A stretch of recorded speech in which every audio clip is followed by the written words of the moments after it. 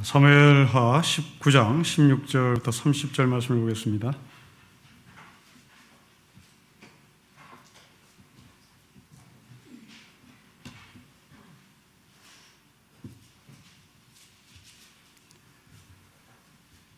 사무엘하 19장 16절입니다.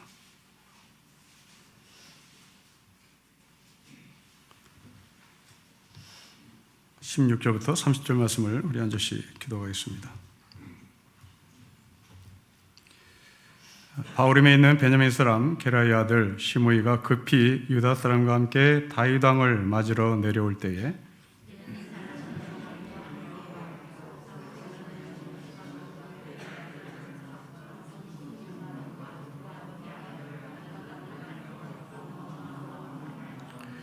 왕의 가족을 건너가게 하며 왕이 좋게 여기는 대로 쓰게 하려 하여 나룻배로 건너가니 왕이 요단을 건너가게 할 때에 게라의 아들 시므이가 왕 앞에 엎드려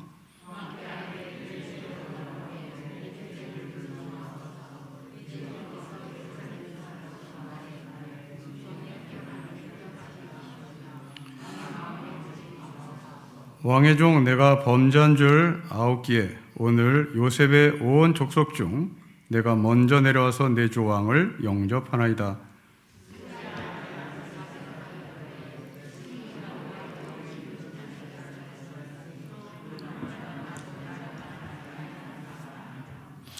다윗이 이르되 수레의 아들들아 내가 너희와 무슨 상관이 있기에 너희가 오늘 나의 원수되냐.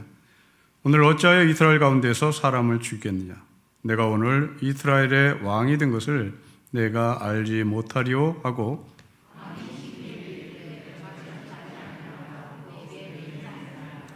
사울의 손자 무비보셋이 내려와 왕을 맞으니 그는 왕이 떠난 날부터 평안히 돌아오는 날까지 그의 발을 맵시 내지 아니하며 그의 수염을 깎지 아니하며 옷을 빨지 아니하였더라.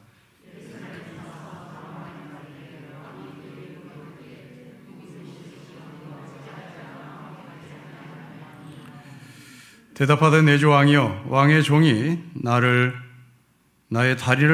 다리를 절므로 내 나귀의 안장을 치워 그 위에 타고 왕과 함께 가려 했더니 내 종이 나를 속이고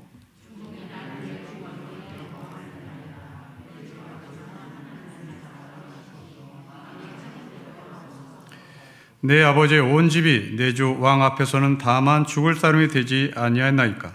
그러나 종을 왕의 상에서 음식 먹는 자 가운데 두셨사오니 내게 아직 무슨 공의가 있어서 다시 왕께 부러질 수 있사오리까 하니라.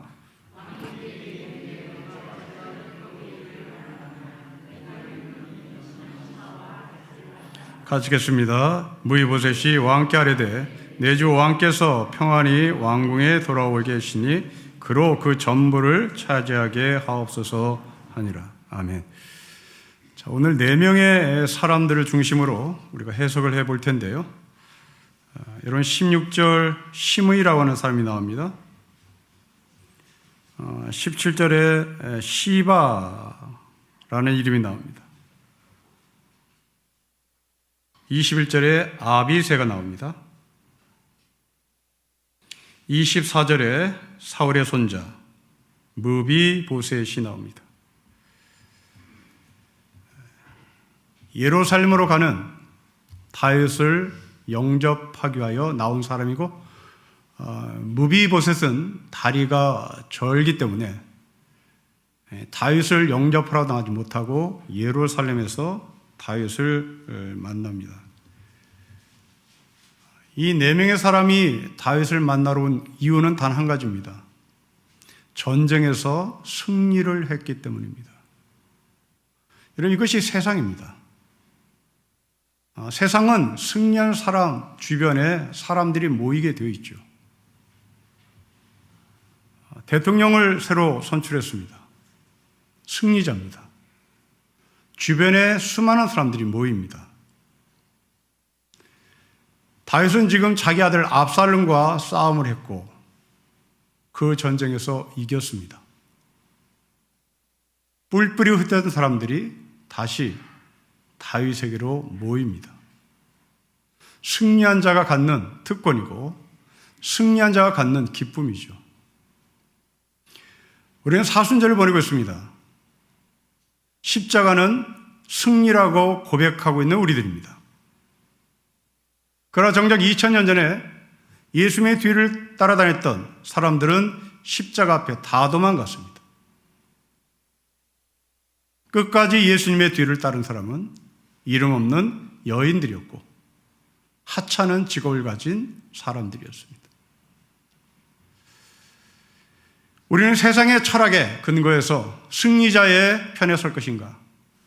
아니면 신앙의 근거에서 정말 십자가가 궁극적 승리라는 것을 믿고 십자가를 따를 것인가? 이것은 우리의 선택에 달려 있습니다. 여러분들은 다윗과 같은 사위를 그리고 다윗과 같은 며느리를 만나고 싶어 이렇게 시므이처럼 시바처럼 다윗에게 달려갈 것인가? 아니면 별 볼 일 없는 사람 속에 있는 그 십자가의 신앙이 궁극적 승리라는 것을 알기에 다윗처럼 승리하지 못해도 절망한 사람이고 이 세상에 별 볼 일 없는 사람이랄지라도 여러분들이 영적인 분별력이 있음으로 말미암아 그 사람 속에 그 며느리가 될 사람 속에 그 사위가 될 사람 속에 궁극적 승리가 있다는 것을 알고 기꺼이 기쁨으로 사위로 며느리로 맞이할 신앙이 있는지를 한번 점검해 봤으면 좋겠습니다. 다윗은 승리했기에 떠났던 사람들이 돌아옵니다. 그러나 예수의 십자가는 궁극적 승리임에도 불구하고 그 십자가가 뭔지를 몰랐던 예수의 제자들, 예수의 뒤를 따랐던 사람들, 그 십자가 앞에서 맥없이 무너지고 다 도망을 갔습니다. 이 사람들을 만났던 장소는 요단강 나루터입니다. 여러분, 요단강은 길갈에서 아주 가까운 곳입니다. 한 6km 정도 떨어져 있는 곳입니다. 왜 이 사무엘하 저자는 다윗이 새로운 왕국을, 압살롬에게 빼앗긴 자신의 왕국을 새로 세우는 과정 속에 이 요단강을 건넜다고 말하는 것일까? 왜 이것을 굳이 다윗이 예루살렘으로 가는 길목에 있었던 이 사건을 기록하는 것일까? 여러분, 이것은 여호수아를 떠올리면서 기록한 것일 겁니다. 여호수아는 하나님의 약속에 근거해서 가나안에 하나님의 나라를 세우러 가는 겁니다. 지금 다윗은 다윗의 왕국을 다시 재건축하기 위하여 들어가는 겁니다. 그 과정 가운데 여호수아와 다윗의 공통점은 요단을 건너갑니다. 이 요단을 건너기 직전 여호수아가 진을 쳤던 곳은 길갈입니다. 여러분, 이 길갈에서 무슨 일이 있었습니까? 할례를 행했습니다. 합리적으로 보면 도저히 이해가 되지 않는, 동의가 되지 않는 행동입니다. 여호수아는 가나안에 나라를 세우러 가는 것이고 그 나라를 세우려면 필연코 가나안과 전쟁을 해야 하는 겁니다. 물리적인 전쟁입니다. 죽고 죽이는 전쟁입니다. 그런데 왜 할례를 행합니까? 합리적으로 접근하면 군사 훈련을 해야 하는 겁니다. 여리고 성벽을 어떻게 올라갈 것인지 유격 훈련을 해야 되는 겁니다. 창을 어떻게 쓸 것인지, 활을 어떻게 쓸 것인지, 칼을 어떻게 쓸 것인지를 마지막 점검해야 하는 것이 바로 길갈에서 마지막 예행 연습을, 전투 훈련을 해야 할 것입니다. 그런데 여호수아는 그 길갈에서 가장 비합리적인 행동을 합니다. 할례를 합니다. 이건 대체 무슨 의미일까요? 왜 할례를 행합니까? 여러분, 할례를 행하면 똑바로 걷지 못합니다. 무릎으로 기어야 되는 겁니다.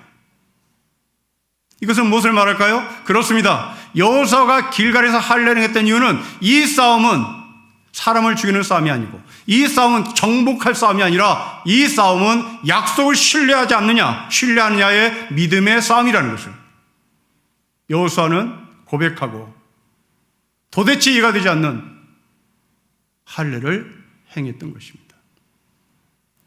여러분, 믿음이 무엇입니까? 믿음은 바라는 것들의 실상입니다. 그 바라는 것을 우리는 소망이라고 얘기하죠. 여러분, 소망과 그리고 예측되는 것과는 전혀 다릅니다. 예측은 통계에 근거해서 무엇이 있을 것이라고 하는 소위 희망이요, 얻어질 것을 기대하는 겁니다. 그러나 성경이 말씀하시는 소망은 보이지 않는 것들의 실상입니다. 예측이 되지 않습니다. 통계가 없습니다. 누적된 게 없습니다. 아무것도 없습니다. 그런데 그것이 실상이라고 믿는 것, 이것이 소망입니다. 예측과 소망은 전혀 다른 겁니다. 다시 거듭 말씀드립니다. 여러분 자녀들이 어느 대학을 나와서 어느 직장에 가서 어떻게 될 것이다, 예측입니다. 이건 소망 아닙니다. 이것은 우리가 흔히 소망이라 말하는 거죠. 그러나 엄밀히 성경에서 말하는 소망은 예측되지 않는, 통계가 없는, 보이지 않는 것들의 실상을 믿고 따라가는 것입니다.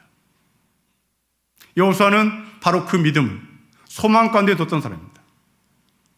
우리의 이 병력 가지고 가나안 군사들을 어떻게 처리할 것인지, 이기겠다 지겠다 답이 나오는 것은 예측입니다. 그러나 할례를 행한 여호수아는 답이 없습니다. 이것을 믿음이라고 얘기합니다. 여러분, 믿음은 그래서 맡김이라고 표현되는 것입니다. 두 번째입니다. 왜 할례를 행할까요? 여러분, 할례 행한다는 것은 쓸데없는 것을 잘라낸다는 의미가 있습니다. 여기서 이 쓸데없음이란 무엇이었을까요? 40일 동안 광야에서 쌓아왔던 수많은 먼지들, 그리고 더 나가서 출애굽 1세대들은 애굽에서 받았던 그 수많은 먼지들, 이것들을 잘라내지 않고는 가나안에 들어갈 수 없다라고 고백하고 확신했던 여호수아는 광야에서 받았던 그 수많은 먼지들, 그것들을 잘라내기 시작한 것입니다. 다윗은 지금 그 길갈에 서 있습니다. 다윗은 거기에서 요단강을 건너 지금 새롭게 건설해야 될 자기의 왕국, 하나님께서 약속하신 이 다윗의 왕국을 세우러 가는 겁니다. 다윗은 요단강에서 예루살렘으로 들어가 이제 다윗의 내각을 어떻게 세울 것인가, 국무총리를 누굴 세울 것인가, 외무장관을 누굴 세울 것인가 조각을 해야 되는 것이 마땅했습니다. 그러나 다윗은 그런 행동을 한 것이 없습니다. 분명히 여호수아를 기억했기 때문입니다. 합리적인 것보다 믿음으로 나라를 세우고 싶었던 여호수아처럼 다윗도 그런 나라를 세우고 싶었던 겁니다. 동시에 자기도 모르게 예루살렘에서 쌓여왔던 그 먼지들, 그리고 도망가면서 쌓았던 그 먼지들이 쓸데없는 것이기 때문에 할례를 행함으로 말미암아 쓸데없는 것을 잘라냈던 여호수아처럼 자기는 그 요단강에서 자기의 몸을 다 씻고 이제 새로운 예루살렘으로 가고 싶었던 겁니다. 자기가 왕의 자리에 서서 쌓아왔던 그 쓸데없는 것들, 그것은 밧세바를 범한 자신의 성적인 범죄였습니다. 자기 아들들이 죽어가는 것을 아베로서 아무 손도 대지 못하고 봐야 했던 아픔이었을 것입니다. 이제 그런 것들을 다 씻고 그런 것들을 다 도려내고 이제 새로운 자신의 왕국, 하나님께서 약속하신 그 다윗의 왕국을 세우러 들어가는 겁니다. 사랑하는 성도 여러분, 여러분들에게 이런 길갈이 있습니까? 요즘은 효율을 따지는 세상입니다. 합리를 따지는 세상입니다. 답이 나오지 않으면 절대 움직이지 않습니다. 여기에 믿음은 액세서리에 불과하지요. 우리에게 예측은 있어도 우리에게 소망은 없습니다. 우리가 무엇이 될 것이다라고 하는 답이 나오지 않는 한 절대 우리는 움직이지 않습니다. 우리는 그것을 소망이라고 착각합니다. 우리는 그것을 소망이라고 대체하죠. 어리석은 사람입니다. 믿음은 보이지 않는 것들의 실상을 믿고 가는 겁니다. 예측을 중요하게 여기는 사람은 길갈이라는 장소에서 절대로 할례를 행하지 않았을 겁니다. 군사훈련을 행했어야 하는 겁니다. 우리는 우리의 실력부터 확인해 보자고 얘기합니다. 그래서 성경 말입니다. 우리의 믿음부터 확인해 보자고 요구합니다. 여러분들의 자녀들 대학 갈 수 있는 실력을 먼저 확인합니까? 아니면 하나님 나라에 가는 믿음을 먼저 확인하십니까? 우리는 너무나 눈이 좁아. 우리는 너무나 보는 눈이 멀리 보는 눈을 갖고 있지 못해. 대학 갈 수 있는 실력만 쳐다보는 겁니다. 하나님 나라 가는 믿음을 볼 수 있는 우리 자녀들의 분별력이 없습니다. 그러게 늘 효율, 결과를 묻는 거죠. 다시 우리가 서야 할 자리를 찾읍시다. 우리가 서야 할 길가를 찾읍시다. 우리가 서야 할 그 믿음의 자리에 서 있어야 합니다. 효율, 합리, 그건 그 다음 문제입니다. 믿음이 우리의 신앙생활에 우선이 되어야 합니다. 또 하나 길가에서 우리는 쓸데없는 것들을 잘라내고 있는가를 물어보십시다. 먼지를 씻고 있는가를 물어보십시다. 내 몸에 붙어있는 학벌, 내 몸에 붙어있는 지식, 내 몸에 붙어있는 사회적 위치, 권력, 그 알량한 어떤 명함들, 이런 것들을 다 털어내지 않는 한 우리는 요단강에 발을 디딜 수 있는 조건을 갖추지 못했습니다. 이런 것들을 몸에 지니고 있는 한 가나안에 들어가야 아무 소용이 없을 겁니다. 왜냐하면 가나안은 이스라엘 백성들이 갖고 있는 것보다 훨씬 더 고급한 문명과 더 고급한 것들을 갖고 있기 때문에 그렇습니다. 40년의 광야의 삶에서 제 아무리 힘이 있고 제 아무리 권력이 있다 할지라도 가나안의 토착민에 비하면 아무것도 아닌 겁니다. 우리나라 제 아무리 서울대학을 나와도 하버드 앞에 맥을 못 추듯이 우리나라는 제 아무리 서울대학을 나와도 세계 랭킹 대학에서 100위 밖으로 밀려나 있습니다. 제 아무리 학벌을 내세워도 하버드 앞에는 맥을 못 춘다는 말입니다. 이것을 버리지 않는 한 우리는 창피를 당할 수밖에 없는 거죠. 하버드 아이들 앞에서 맥을 못 추듯이 가나안 사람 앞에서 창피를 당할 수밖에 없습니다. 그들이 갖고 있지 않은 것, 바로 그것은 믿음입니다. 세상에 갖고 있지 않는 그 믿음을 우리는 손에 들고 있어야 합니다. 우리는 이 믿음으로 요단강을 건넜으면 좋겠습니다. 이제 팬데믹이 끝나가는 것 같습니다. 믿음의 길갈에서 이제 여러분들이 다시 다윗처럼 요단강을 건너갈 준비가 되어 있는지를 물어보십시다. 이 팬데믹 기간에 내 몸에 덕지덕지 붙은 그 쓸데없는 것들을, 그것은 나태함, 부지런하지 못한 게으름의 모습이 우리 가운데 있을지도 모르겠습니다. 길갈에서 요단강을 건너가기 전에 할례를 행했던 여호수아처럼 우리가 팬데믹이 끝난 다음에 다시 이 자리에 모여 하나님 앞에 예배를 드릴 때 하나님 나라를 다시 회복할 때 우리가 먼저 길갈에서 할례를 행했던 여호수아의 삶을 다시 재현해서 잘라낼 것 잘라내시고 태워야 될 것 태우시고 씻어야 될 것을 씻겨야 할 것입니다. 이제 그 길갈에서 요단을 건너 예루살렘으로 들어가기 직전에 다윗을 영접하러 온 사람들이 있습니다. 제일 먼저 다윗을 찾아온 사람, 그 사람은 시므이입니다. 그리고 이어서 시바라는 사람이 등장합니다. 여러분 16절과 17절을 우리 같이 읽겠습니다. 시작.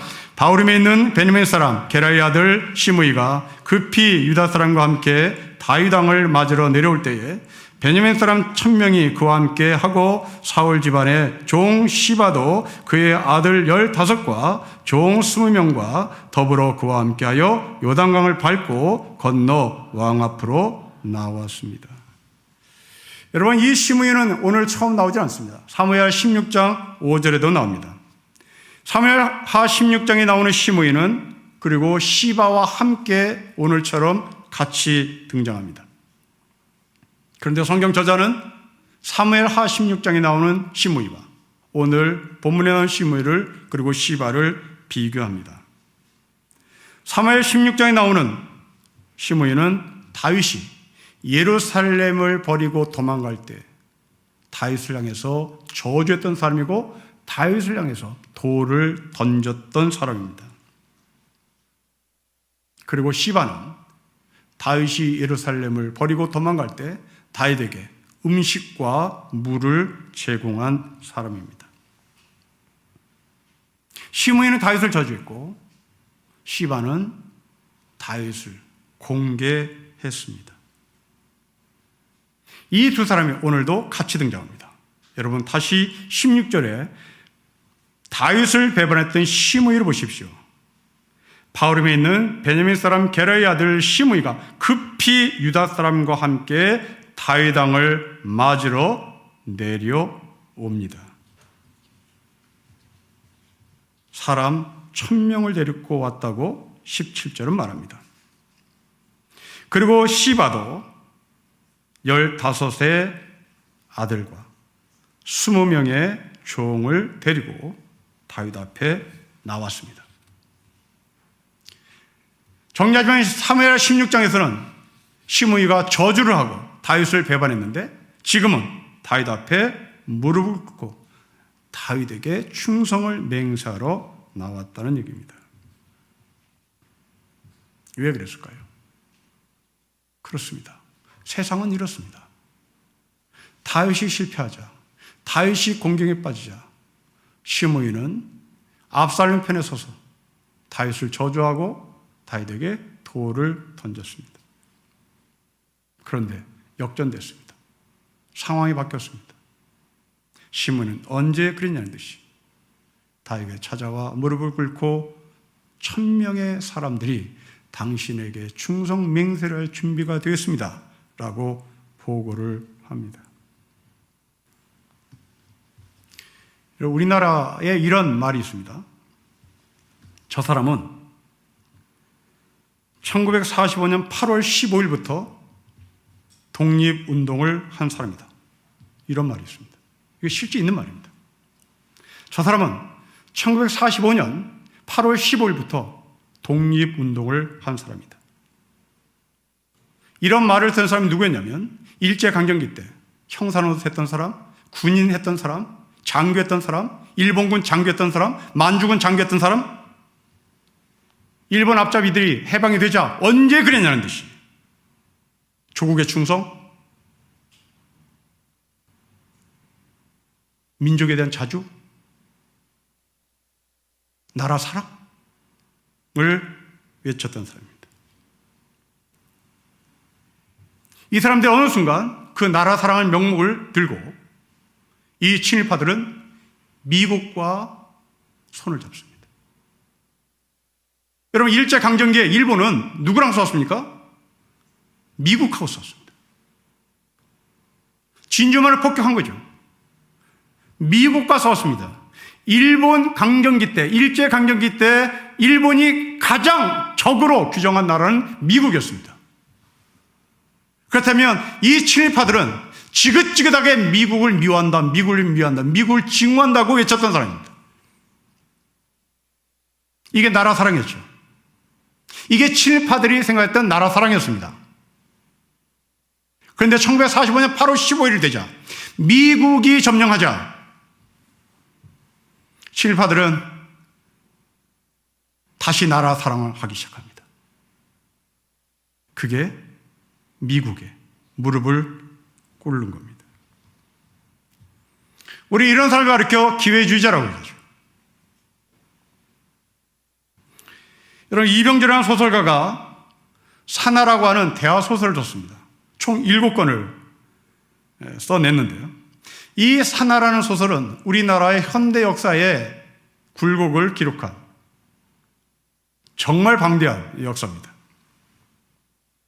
대학 1학년 때 한국 역사에 대해서 해석할 능력이 없는 저는 이 책을 읽으면서 하나 배운 게 있습니다. 이 이병주는 해방 후에 이승만 대통령이 우리나라의 주요 자리에 친일파들을 등용한 이유가 있다. 그 이유는 36년간의 강점기 동안 쓸만한 인물을 키워내지 못했다. 인물이 없었다. 그래서 어쩔 수 없이 이승만 대통령은 울며 겨자 먹기로 친일했던 사람들을 다시 검사로, 판사로, 경찰로, 군인으로 등용했다. 그렇게 기록합니다. 저는 한국 현대 역사를 해석할 수 있는 어떤 실력이 없는 저로서 그것을 그냥 그대로 받아들였습니다. 그럴 수 있겠구나. 일본 사람들이 얼마나 제대로 된 사람들을 다 짓밟았으면 이렇게 인물이 없었을까. 그래서 이승만 대통령이 친일파들, 군인들, 검사들, 판사들 등용할 수밖에 없었구나. 그러나 책을 읽으면 읽을수록 이것은 사기였구나. 이것은 정말 사기였구나. 친일하지 않은 지식인, 친일하지 않은 민족주의자, 친일하지 않은 사람 많았습니다. 끝까지 자신의 지조와 자신의 양심을 지킨 이 땅의 지사들 많았습니다. 여러분, 우리나라가 어떤 나라입니까? 우리나라는 허접한 나라 아닙니다. 우리나라는 대단히 깨어있는 사람들이 많은 나라입니다. 제 아무리 나라를 혼란스럽게 만들어도 정확한 때에 깨어있는 사람들이 일어나는 민족의 역사를 갖고 있는 게 우리의 역사입니다.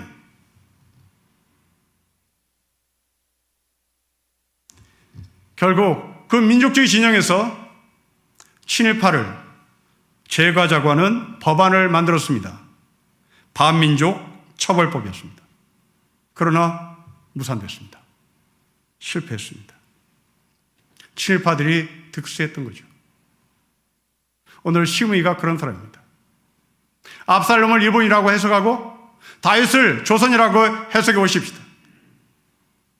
압살롬이, 일본이 다윗을, 조선을 점령했을 때 시므이는 친일의 입장에 서 있었습니다. 해방이 되자 시므이는 언제 그러냐는 듯이 다윗 편에 붙었습니다. 자, 이것을 봤던 한 사람이 시므이를 청산해야 된다라고 주장을 하죠. 여러분 21절부터 23절을 보십시오. 우리 같이 읽겠습니다. 시작. 스루야의 아들 아비새가 대답하이르되 시므이가 여호와의 기름 부신 자를 저주하였으니 그로 말미암아 죽어야 마땅하지 아니나이까 하니라. 다윗이 이르되 스루야의 아들들아 내가 너희와 무슨 상관이 있기에 너희가 오늘 나의 원수가 되느냐? 오늘 어찌하여 이스라엘 가운데서 사람을 죽였느냐? 내가 오늘 이스라엘의 왕이 된 것을 내가 알지 못하리요 하고 왕이 시므이에게 이르되 너가 죽지 아니하리라. 그에게 약속을 했습니다. 죽어야 할 시므이 죽지 않고 다윗의 배려로 살아남았습니다. 이 시므이를 죽이자고 외쳤던 사람 아비새입니다. 여러분, 아비새는 원칙주의자죠. 그런데 다윗은 현실주의자입니다. 지금 죽을 필요 없다. 오늘은 내가 새롭게 왕이 된 사람이다. 나는 이 새롭게 왕이 된 기분으로 사면하고 싶다. 자신의 사면권을 사용했던 거죠. 이 자신의 사면권을 사용했던 다윗에 의해서 죽어야 할 시므이는 죽지 않고 살아남았습니다. 한 사람은 원칙주의자요, 한 사람은 현실에 맞게 살자라고 외치는 사람이었습니다. 그러나 다윗은 결코 시므이를 완전히 사면시키지는 않습니다. 훗날 다윗은 솔로몬에게 이 시므이에 대해서 이런 말을 합니다. 여러분, 열왕기 상을 좀 찾아보겠습니다. 열왕기상 2장입니다.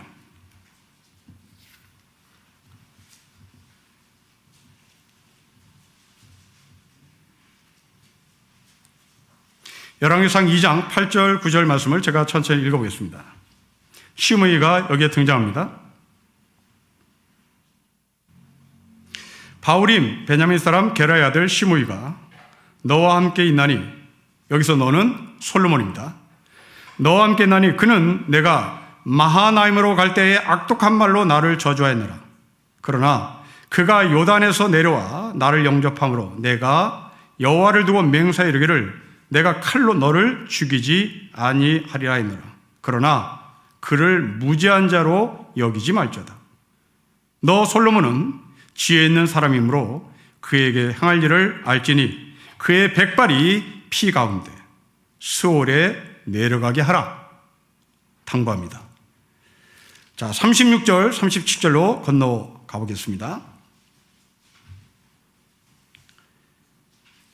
왕이 사람을 보내어 시므이를 불러 이르되, 여기서 왕은 솔로몬입니다. 솔로몬 왕이 사람을 보내어 시므이를 불러 이르되 너는 예루살렘에서 너를 위하여 집을 짓고 거기서 살고 어디든지 나가지 마라 하고 집 밖으로 나가지 말라고 명령합니다. 너는 분명히 알라. 너가 나가서 기드론 시내를 건너는 날에는 반드시 죽임을 당하리라. 너의 피가 너의 머리로 돌아가리라.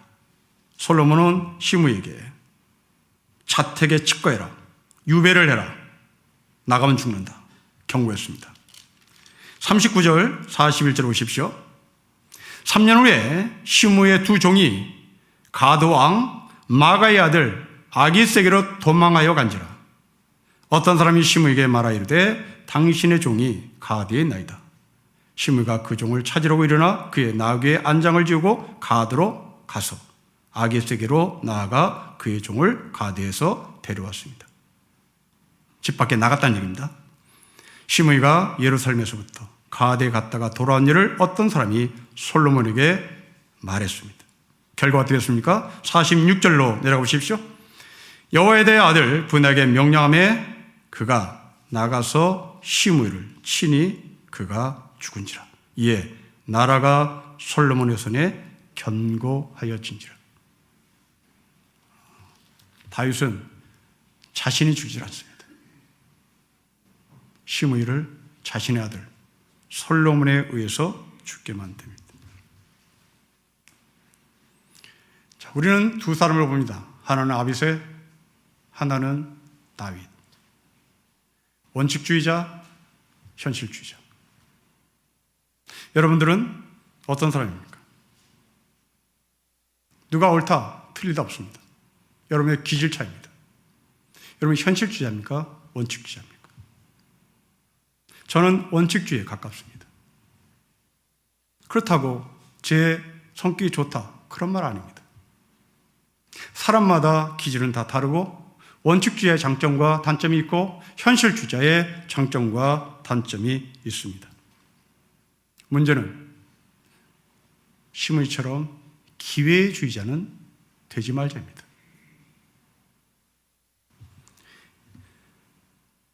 여러분, 이솝 우화 중에 박쥐 이야기가 있습니다.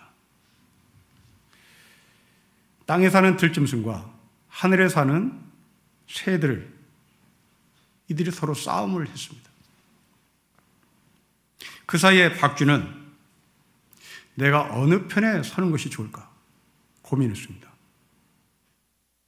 사자가 새들을 물어뜯는 것을 보고 나는 사자 편에 서야 되겠다, 들짐승의 편에 서야 되겠다 판단하고 박쥐는 사자에게 찾아갑니다. 나를 보시오. 나는 이빨도 있습니다. 나는 귀도 있습니다. 나는 당신 편이요. 사자가 박쥐를 들짐승으로 편입시켜 줍니다.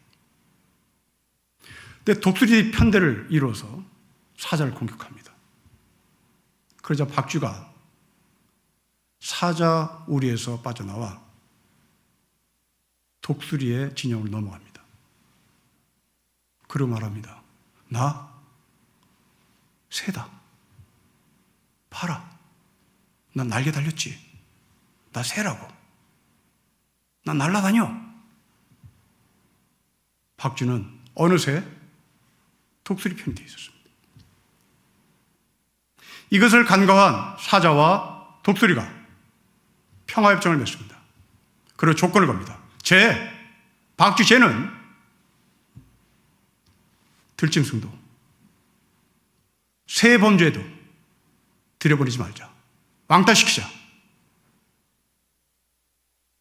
그 후로 박쥐는 동굴에서 살 수밖에 없다는 이서 우에이가 있습니다. 이리 붙었다 저리 붙었다 하는 박쥐의 기회주의적인 이야기를 재미있게 우리에게 전지며 당신은 누구요? 라고 말하는 것입니다. 여러분, 색깔로 말하면 이것을 우리는 회색이라고 얘기하죠. 그래서 회색 분자라는 표현을 씁니다.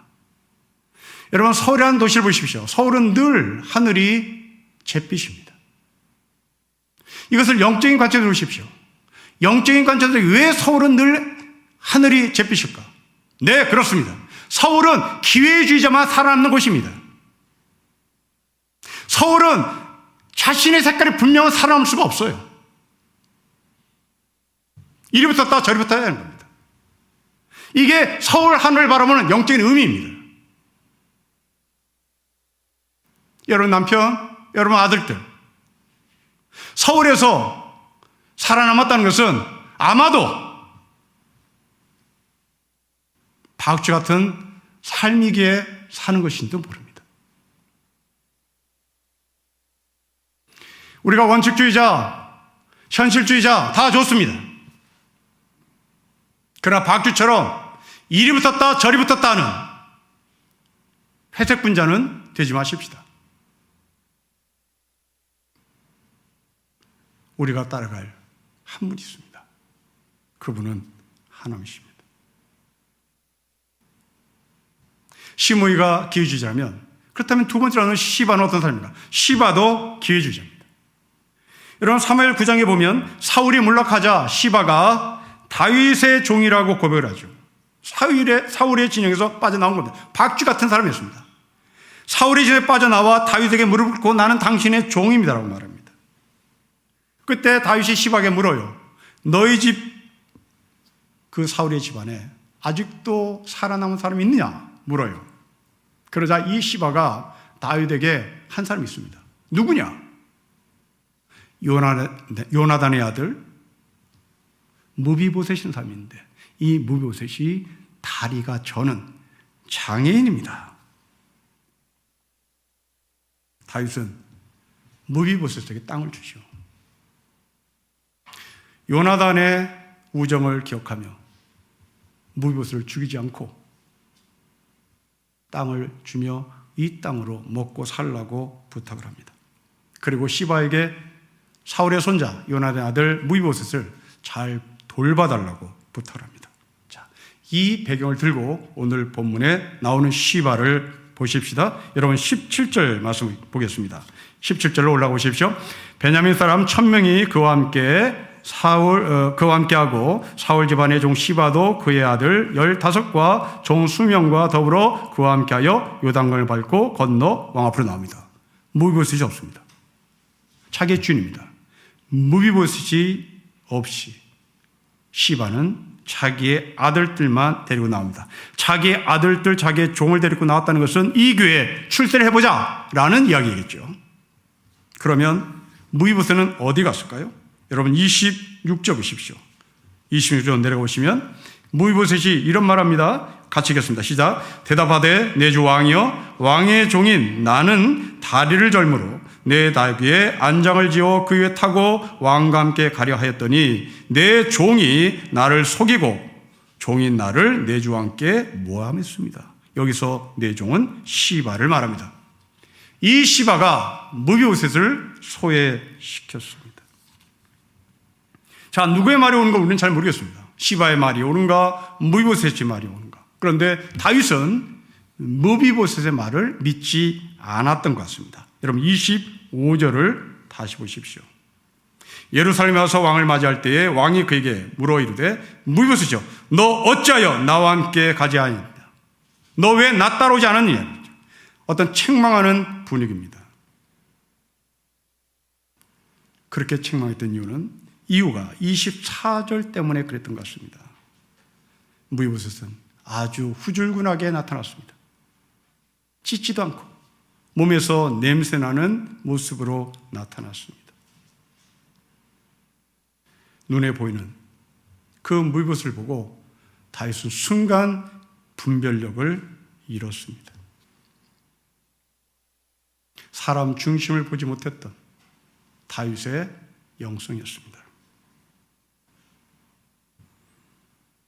그러나 성경저자는 그렇게 말하지 않습니다. 무이보셋이 다윗을 향하여 일편단심이었다고 말하고 있습니다.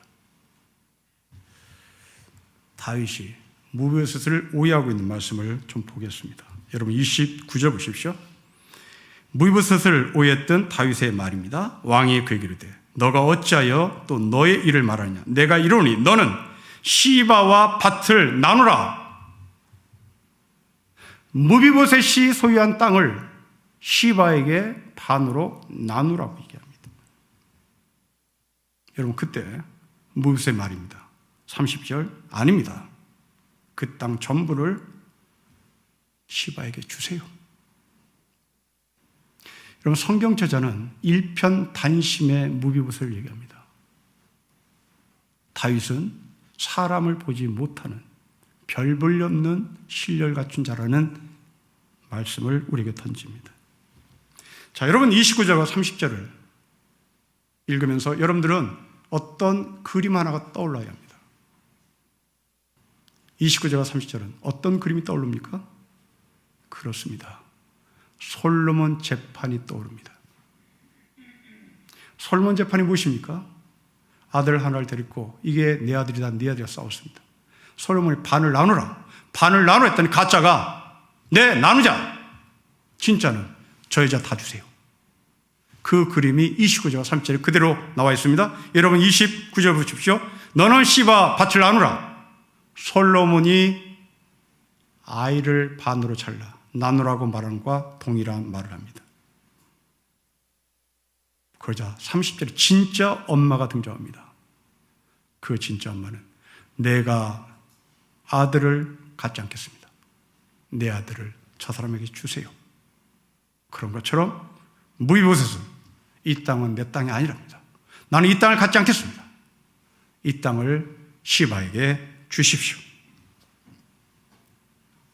끝까지 다윗을 향한 사랑, 이것을 놓치지 않았던 무이보셋을 성경저자는 우리에게 알리고 있습니다. 사랑하는 성도 여러분, 여러분들의 삶을 살아가면서 사람을 이해하고 사람을 해석하고 사람의 중심을 볼 수 있는 것은 정말 실력 있는 사람입니다. 제 아무리 겉이 화려하고 아니 제 아무리 겉이 냄새가 난다 할지라도 그 사람 속에 있는 보배, 그 사람의 속에 있는 진주를 볼 수 있는 사람은 이 세상에서 하나님의 믿음을 갖고 있는 사람으로 볼 수 있습니다. 서두에 말씀드렸던 말씀을 다시 반복합니다. 여러분의 사유가 될, 여러분의 며느리가 될 사람, 그 안에 진주가 있습니까? 아니면 여러분들은 외모를 보시고 학벌을 보시고 배경을 보십니까? 다윗은 그런 실력이 없었습니다. 그러나 성경저자는 무이보셋이 일편단심 다윗을 향한 사랑이 이어졌다고 보고를 하고 있습니다. 다시 팬데믹을 생각해 보십시다. 끝나갑니다. 길갈에 서 있어야 할 우리입니다. 요단강을 건널 때가 됐습니다.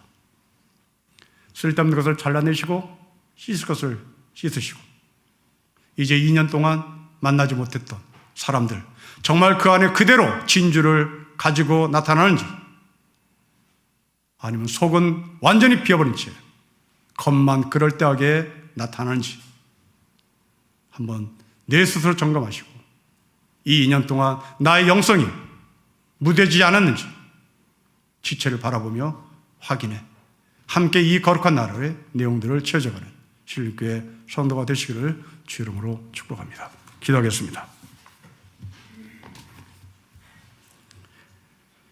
이 4명의 사람들 가운데 오직 한 사람 무이보셋이 있는 힘을 다하여 다윗을 사랑하고 그 다윗의 신뢰를 끝까지 지켰던 것을 기억하며 우리가 별 볼 일 없지만 다리 자는 사람이지만 몸에 냄새나는 사람이지만 내세울 것 아무것도 없지만 내 안에 살아계신 예수 그리스도의 사랑으로 말미암아 끝까지 이 믿음을 들고 하나님이 약속하신 하늘의 나라를 소망 가운데 보게 하시고 가게 하옵소서. 주 예수 그리스도의 이름으로 기도합니다.